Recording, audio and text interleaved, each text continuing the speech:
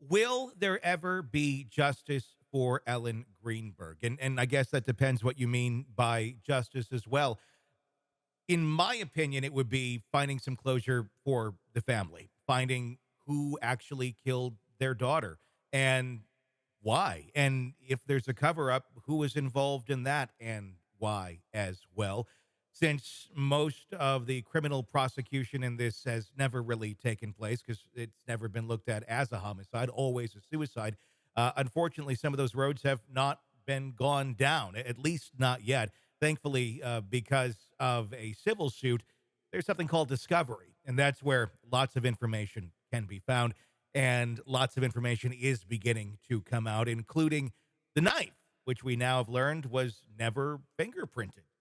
Her diaries, digital footprints, phones, things of that nature, all just sitting in a Philadelphia evidence locker for many, many years. Almost 17 now. Jennifer Coffindaffer, retired FBI special agent, joining us right now to discuss this case. When I'm looking at it, I'm looking for ways that they can find who did this. And there's certainly, without a doubt, a lot of roadblocks that have been put into place.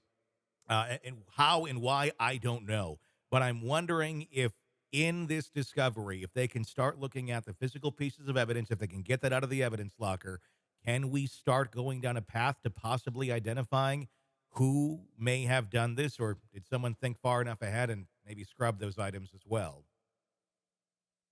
Well, Tony, the first place you always start is means, mode, and opportunity, and with looking at that crime scene. And I'll start even at the very genesis of at least how law enforcement was alerted, Yeah. and that was through the 911 call. Hmm. I think one can merely listen to that 911 call and have at least an inkling of who may have been involved in her murder. You think? And that was the same person who discovered her, Yeah. the same person who had the opportunity, the same person who had a motive, the same person who on a 911 call when asked what's happened, well, I don't know, she's laying there. Well, can you give her CPR? Well, I might be able to. Oh, yeah, there is a knife sticking through her chest. You have to listen to the details of that tape. It is unbelievable in terms of not being believable. 100%. To me, if you didn't know what you were listening to, you'd almost think you were listening to someone doing an improv call to a fake 911 because it doesn't sound real.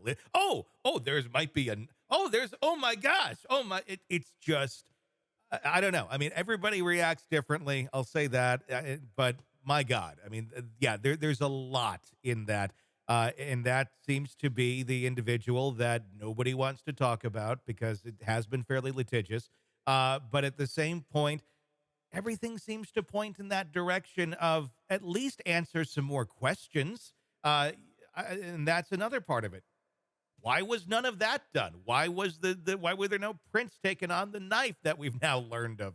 There's just so many things that it seemed immediately there was someone who knew something, then we're going to quickly swipe this over here and maybe no one will notice. But of course, in time, everybody gets to start seeing this evidence and what happened. And it doesn't look good for that individual. And I do wonder if they're starting to get a little bit nervous that this case continues to be pushed the way it is. And now they've found an inroad with the civil case and the discovery there. Well, I'm hoping this civil case continues to get the evidence necessary to, as you said, bring someone to justice. But there are already so many clues. As an example, the whole situation with him, quote unquote, going to the gym and then comes back and breaks in. Hmm. I just want to ask people in your audience, have you ever thought your wife, your sister, your mom was inside and wasn't answering for some reason? And so you felt the need to break down the door, although he really didn't have to break down anything because if you look, there was just almost zero damage done, which to me Yeah. looks like a very staged situation. And I just, none of what he said makes sense with the physical evidence, meaning what he said on that recording Mhm. combined with how that lock looks on the door. Well, in what have you ever seen a case where someone has been stabbed 20 sometimes, half in the back and in the head, where they didn't look at it as a homicide.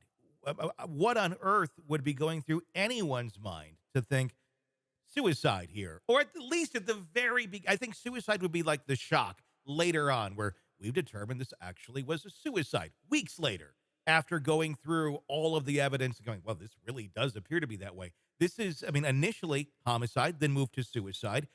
I don't even know why it would have been suicide to begin with in any stretch of the imagination, but to not initially be investigating someone who was stabbed 20 times in their apartment as a homicide with all the evidence that was there and to not even look at it as a crime scene. That to me is just baffling.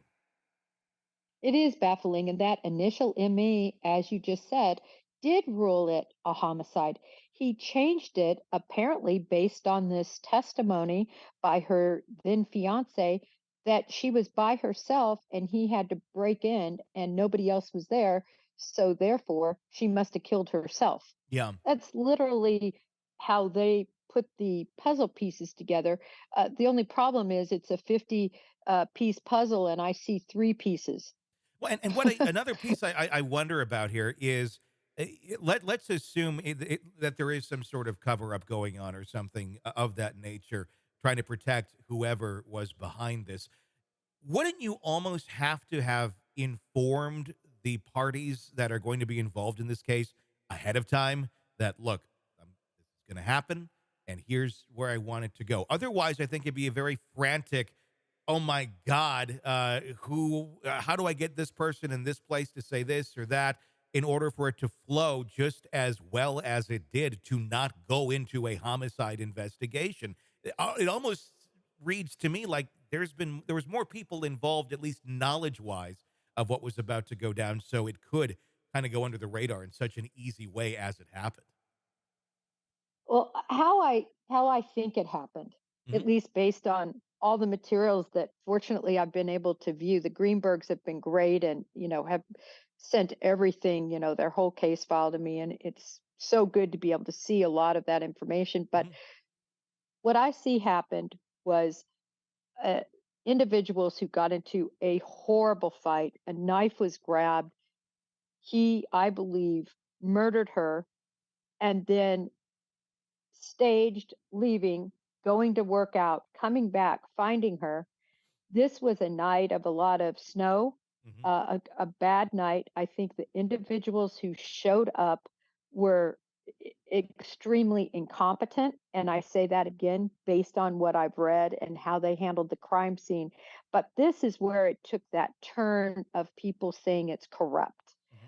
is his uncle Hmm. showed up. Yeah. Now, his uncle is a judge, as you probably know, Tony. Yes. And this judge took evidence out of there.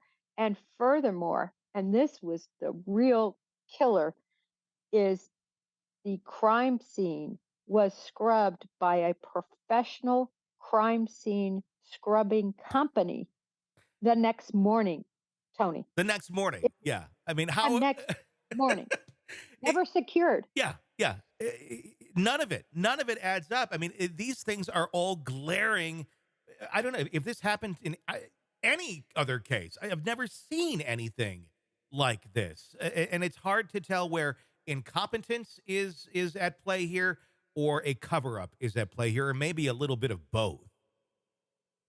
Yeah, incompetence, I believe, mirrors cover up. Hmm. you know, Oh yeah. all these mistakes are made, and the manager calls down to the police department because that's how it began, this cleanup, Hmm. and said, "Listen, can I clean this place? There's blood everywhere. It's a hot mess." And whoever answered the phone says, "Sure, go ahead, clean it up." And in fact, gives them the name of a cleanup service. Yeah. Crime scene cleanup service, and so of course they get it done right away. So the I don't think the apartment manager was in on it per Hmm. se. I don't think that clerk or whoever answered was in on it.